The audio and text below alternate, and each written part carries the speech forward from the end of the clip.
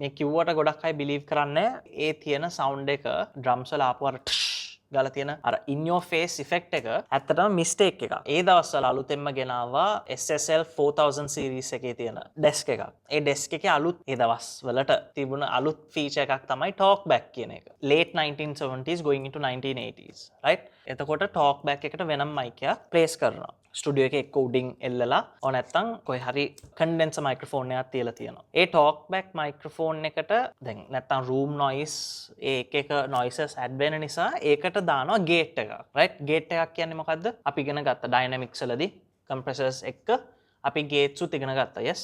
recording session එකකදී Genesis ලගේ ඒ 1980s වල release වෙන තිබුණ අලුත්ම album එකේ ඒගොල්ලෝගේ band එකේ හිටියා drummer කෙනෙක්. ඒ drummer ගේ නම දන්නවද? Phil Collins. එයා තමයි Another Day in Paradise, In the Air Tonight, I Can Feel It Coming. ඉතින් ඒ song එකත් legendary උනේ ඒකේ drums වලින්, right? ඒක examples මම පෙන්නන්නම්. drums වල දැන් Phil Collins live room එකට කළා drum stick ගහන්න ගත්තා. drum stick ගහන්න අරගෙන එතකොට record වෙනවනේ. It's getting recorded.